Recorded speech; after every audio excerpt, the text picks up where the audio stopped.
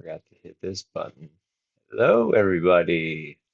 Welcome to a very special episode of T3 Live, the 45th anniversary edition, so to speak.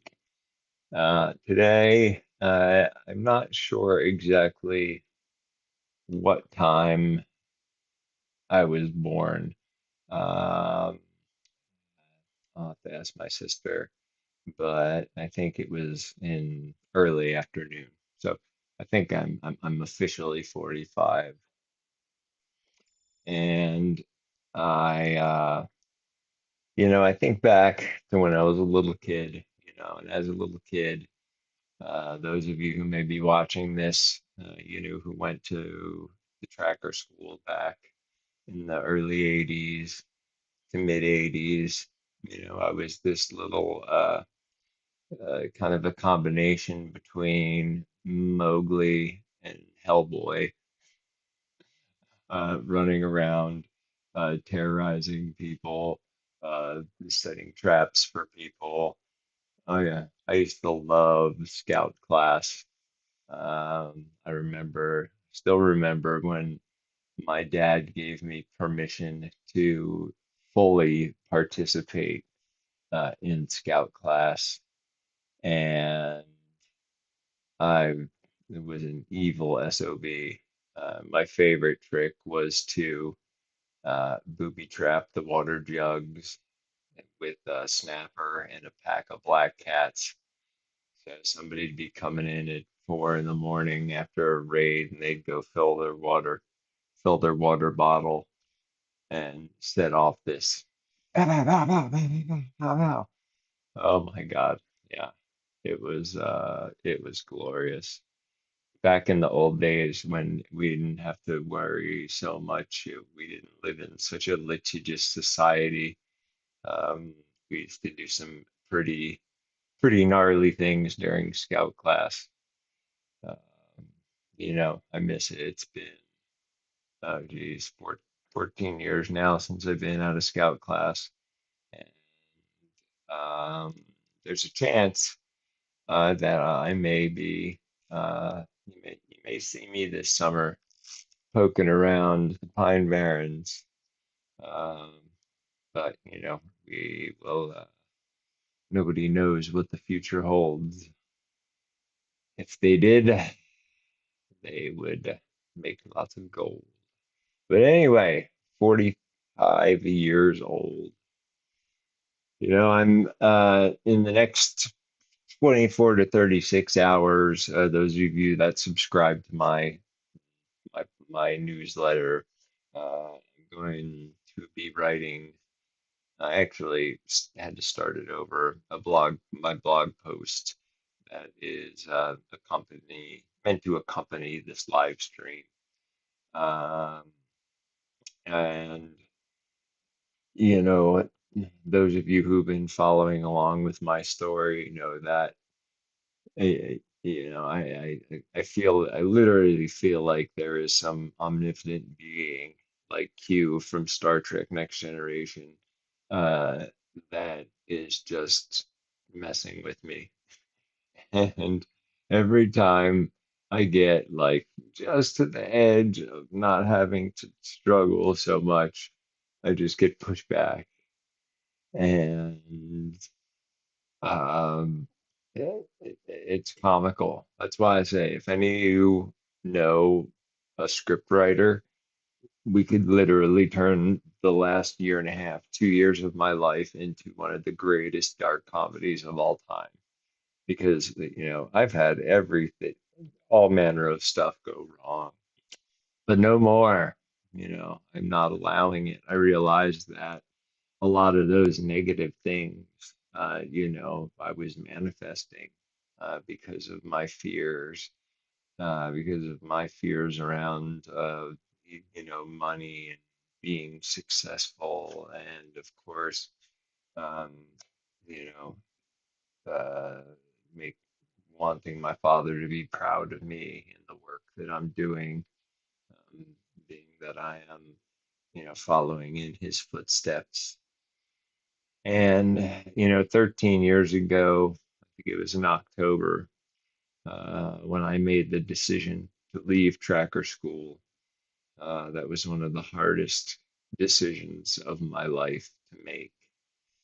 And, my dad cast a long shadow, and he has done so much for nature and for nature connection and plugging people back into the nature net, as I'm calling it. That, if the Brown family magically never existed, I doubt there would be a whole bunch of really bad survival TV based shows out there. And, you know, when I was a kid, there was only, one or two schools around in this country where you could learn primitive skills or, the skills all of our hunter-gatherer ancestors practiced. And now that, the skills and wilderness survival have become an industry, it's just changed everything. And, I think that the biggest, as I do an archaeological dig of the choices I've made over the last few years, um, I realized that I was um, making those decisions not from a place of solid conscious thought, but I was breaking, the number one rule that I tell all my brand new students. If you come to me for a survival class, whether it's an in-person class or an online one, the first thing you do when you realize you are in a survival situation is you do not panic. I repeat, you do not panic.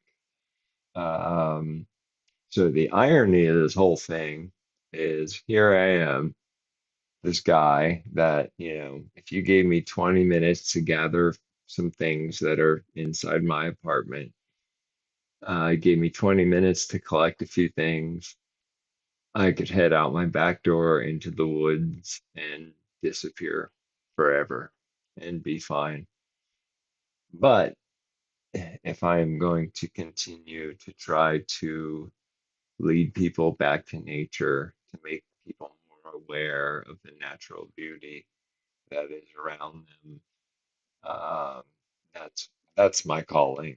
And just as my father said when he planned, and he tells the story at the standard class where his plan was once I was old enough, meaning 3 or 4, he and my mom were going to go literally walk into the Bob Marshall Wilderness, and build a cabin, and we were going to homestead and get away from the craziness of society. And then he realized that, by running away and not sharing his story and the skills that all of our ancestors used at one point or another, he was doing just as bad as the people who were polluting and destroying Earth Mother. So, instead of running away, they decided to stay in New Jersey and open tracker school. And it's funny, um, when we were leaving the tracker farm back in 2000, must have been 5, I ended up with all of the tracker like memorabilia because at the time I was living in what was the master bedroom. So I was responsible for cleaning out that closet. And in that closet were boxes of photos.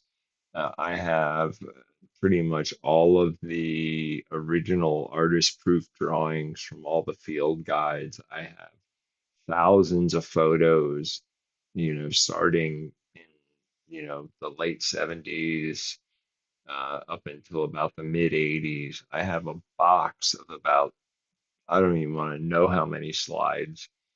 All I know is when I took it to a photography store in Portland and asked him how much it would be to digitize all of these slides, he quoted me a price of like $3,400 based on the amount of slides that were in there. So, I've been taking a bit of a trip down memory lane lately as I continue to grow into future nature and as I continue to grow into T3 photography and learn the skills that are necessary to be a business person. And I think that's been my biggest whole thing that's holding me back is just my lack of knowledge of the business world. You know, I love to teach classes, design classes. I like to write.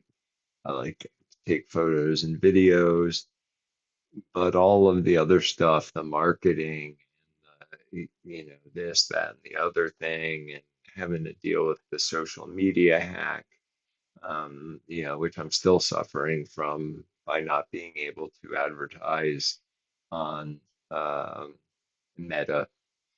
I can't do any targeted marketing. What's really sad is, people for years have been asking, when are you going to do a mushrooms class, an edible mushrooms class? And I say, listen, I've only been here 4 years, 5 years. I am not confident enough yet with all the different types of mushrooms around here to run a class. But what I will do is find a local expert and, put a class out there. So after years, literally years of searching, I finally find somebody, a guy named John Messer from Empire of Dirt Mushrooms. I'll put his website in the show notes. And it also happens to be one of the best fall mushroom seasons I've ever seen. I've got a class, edible mushrooms class scheduled for Sunday that nobody signed up for, and I've put it out there on social media. Um, they've been, both my landlord and John have been marketing it as well. And I'm just flabbergasted that not even one person signed up for it. Uh, Now, in the old days, if I was still able to do targeted marketing through Instagram, I could invest $50 in, advertising that class to people of a certain age range who have searched for edible mushroom classes near me and things like that. And you can get really granular with it. And if you do it right, you can fill your classes up. But I am restricted from it for some mysterious reason. Uh, but yeah, enough of that. My goal is just, my dad never had to do any marketing. His books were his marketing, and more important, word of mouth, his teaching. If you go on, to my Google business page, it's under Future Nature / T3 Photography, or you go on my website, I have tons of uh, testimonials from students who have taken classes with me and say how awesome they are. And I just can't quite figure out the puzzle just yet, why my stuff isn't getting out there. And thankfully, I have a wonderful volunteer crew of people who are helping me on all levels. And I'm starting to tear up a little bit because, you know, here are people who are a true definition of a caretaker. they see somebody who's down, who's hurting, who's struggling, and they have the ability or the tool or an insight to offer to help guide me one step further on my path to learn one new way to edit something a little bit differently to save a little time. Um, I've amassed this, small brain trust of people who have been my rock, my anchor. Um, one of them right now is in Antarctica or on his way to Antarctica um, to go repair some very expensive microscopes. And the rest of you, you know who you are. I don't have to mention you by name. Um, but to my brain trust, to those of you who have messaged me with everything about advice about my Lyme's disease, to advice about advertising and getting the word out there. Thank you so much. Taking time, your precious time to help me um, means the world to me. And that is the definition of a caretaker. And in the long run, my goal is to create an army of caretakers. You know, After, how many millennia as Homo sapiens, you think we would have figured things out by now? You think we'd stop killing each other. You think we'd stop, destroying the earth for short-term gain. Uh, but we haven't. It's just like that saying, those who don't learn from history are doomed to repeat it. And I just see horrible patterns being repeated over and over again. And even in my own life, in the way I had been doing certain things, I was doing them wrong, and it wasn't until somebody pointed it out that I was doing something differently, whether it was a setting on my computer or what angle my camera should be at. um, Lo and behold, the caretakers come and they help. And that's what I mean when I talk about the age or the way of the caretaker, is that, you, wherever you go, when you leave that space or that person or that place, it is better than when you got there. And being a caretaker takes a high level of awareness. We don't want to go around like superhuman solving everybody's problems, and yelling at them for doing something wrong. Uh, you have to know when the right time, especially if you're dealing with a person, you have to have the awareness on when the right time to approach them with some information that may, help them get through whatever they're struggling. But yeah, to those of you who are out there who have been, dealt with countless emails and phone calls from me, um, I have so much gratitude and I'm so thankful for you all. And this 45th birthday started off pretty poorly, um, but after some conversations, um, you know, I flipped the script, as they say, and I am now much more confident. Um, I've got an idea of, the next few months.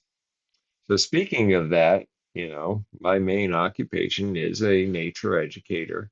And if you go onto my schedule page, I have added quite a few classes.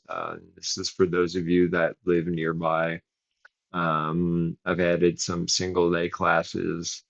I'm getting ready to start another round of what I call the all-in-one, which is all 8 of my webinars.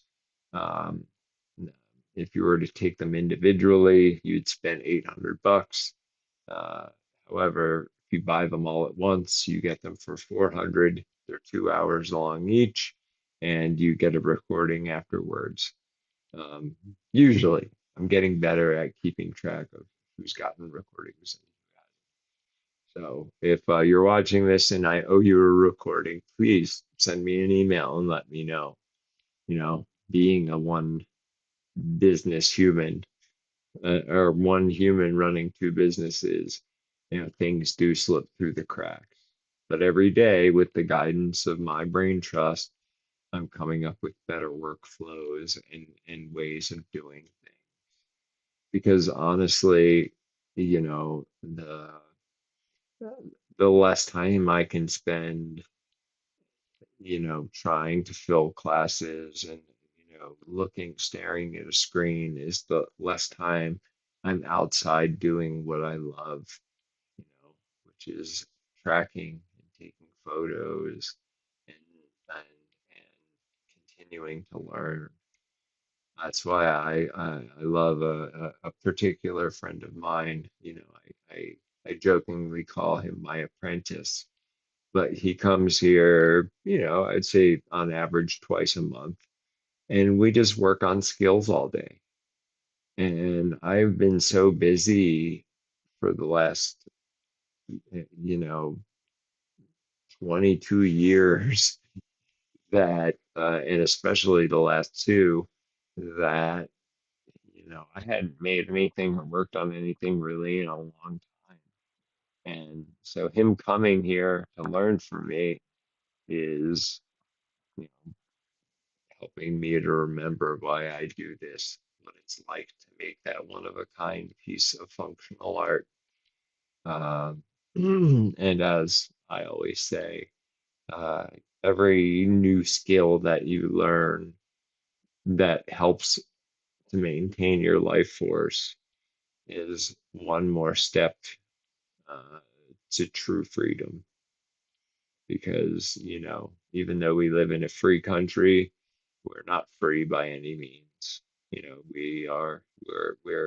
We're shackled to all sorts of corporations to provide all sorts of things to us. And true freedom is the ability to walk into the woods, with little or no gear, and live. Um, but as somebody who has done longer, you know survival trips by myself and with a group, we're meant to be around other human beings. That's the reason why the average hunter gatherer, the ones that are the few that are left, the few groups that are left on this planet, their average work day for an adult is about 3 hours. The rest of the time they spent building community. um, it's true communal, uh, tribal lifestyle. And that's one of the pillars of future nature: community, collaboration, and caretaking, the three C's. um, and then I use T3 photography to try to show the world how I see nature, you know by taking photos of things that I noticed by using the skills that our hunter-gatherer ancestors did to effectively hunt and gather.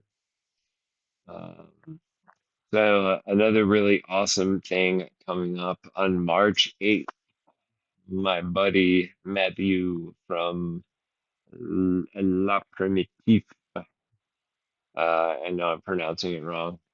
I'm perpetually uh, do. He calls me tea tree, like tea tree oil.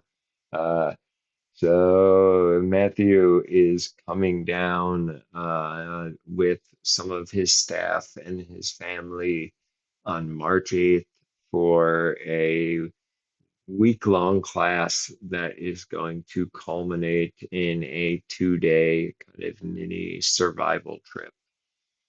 Um, if any of you have been to my place, I live at the top of a ridge, and as the drone flies, it's exactly 1 mile to the Sandy River. And my goal with the survival trip portion of that class is to make it down there. Um, you know, and uh, set up camp for a night and then make it back out.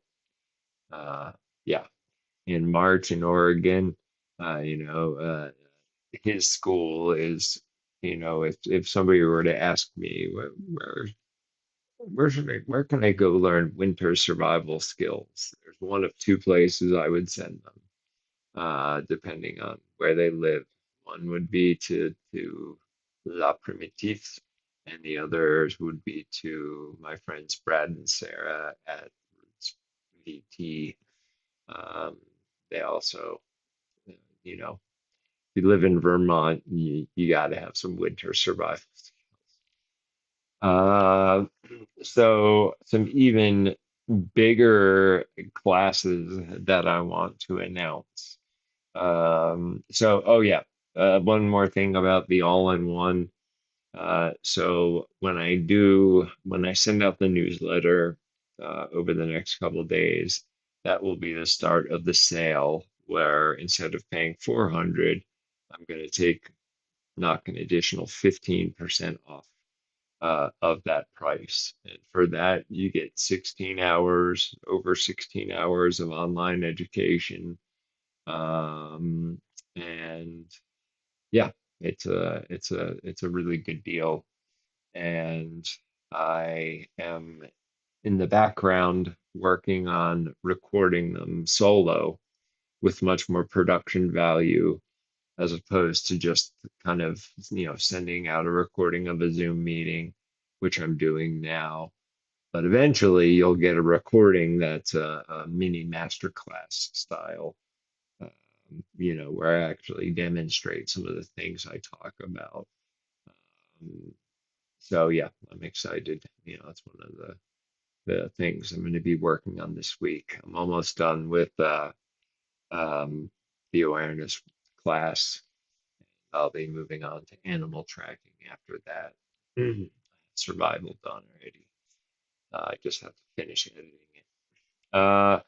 To And finally, the big two that I am announcing is that in August, uh, next August, I'm going to be running with my friend Jim. We are going to run. We haven't decided how many days, probably gonna be 8 days, but we're calling it the Alaskan Wilderness Adventure. You'll fly into Fairbanks Airport. We'll pick you up, take you out to my buddy's property. We'll all introduce, get the introductions out of the way. We'll go to bed. We'll wake up and going ultralight because it'll still be relatively decent up there. We're going to hike for 6 or 8 hours until we hit a nice stream that's full of fish. We're going to set up camp for a couple days there. And, then I'll do some teaching and then we'll do some exploration. So it's not just an educational experience, it's education, adventure, and exploration. So more details will be coming out of that once my buddy Jim comes back from Antarctica. We'll have exact dates. The other big one I want to announce is that I am going to be hopefully running a nature photography retreat down in the U.S. Virgin Islands on St. Croix at Matt and Carmen Corradino's Mount Victory Camp. Many of you know Matt and Carmen from the Tracker School. or Matt from recently being on the show Alone. Um, they're two of my favorite people in the world. They live in a tropical paradise, and um, I thought this tropical photography retreat uh, in winter here is going to be awesome. So I'm thinking about trying to do it in April, um, depending on how much interest there is. Obviously, a class like that, could be pricey with the plane flight.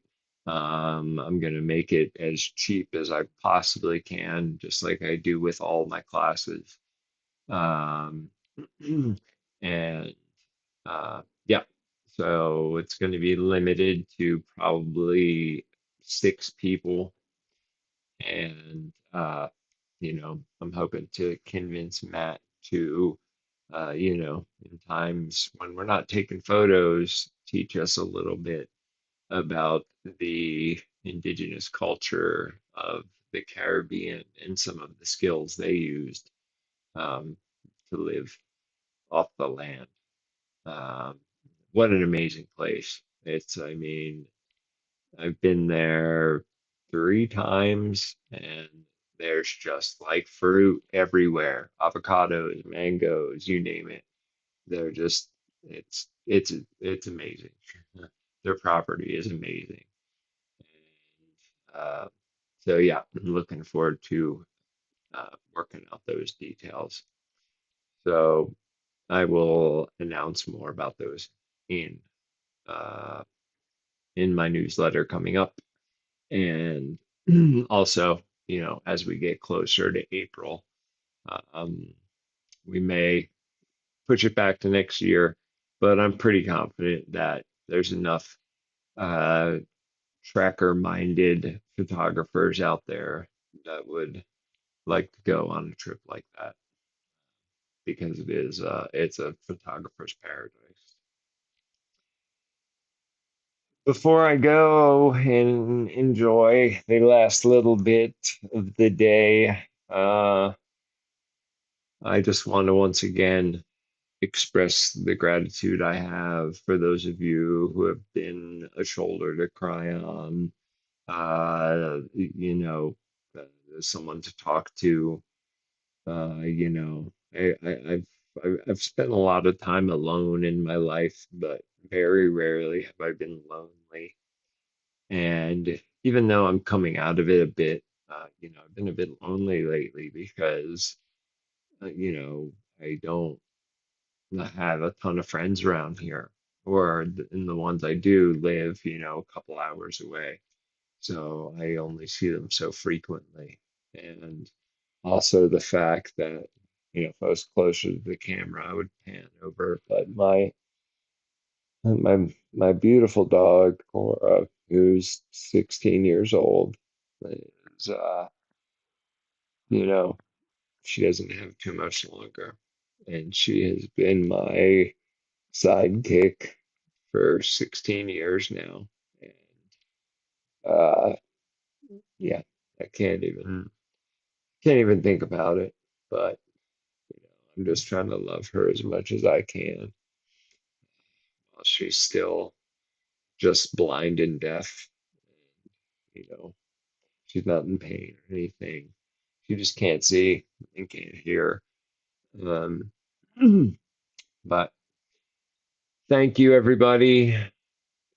Expect more videos from me. I'm working on a video series called, basically, the working title is Field Guide to Business for People Born in the Wrong Century. And these are going to be short 3 to 5 minute YouTube clips where I just talk about some stupid business mistake I made.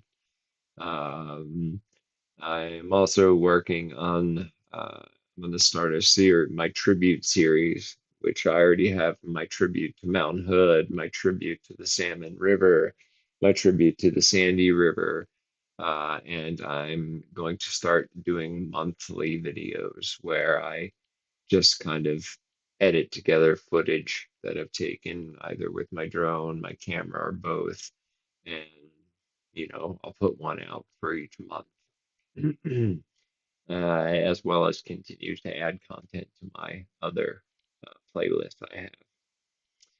So until next time, everybody, thank you so much. There aren't enough words to describe how I feel right now, but gratitude, Thanksgiving, and happy are three good choices. Until next time, everybody, stay happy, stay healthy, get your butt outside, even if it's raining. Embrace the suck because that's when you're truly alive, not when you're in the 72-degree bubble. So until then, give someone a hug, pick up some trash, talk to a stranger, hug a tree, go seeking knowledge, learn something new every day. That's your homework assignment. Until next time. Bye, everybody.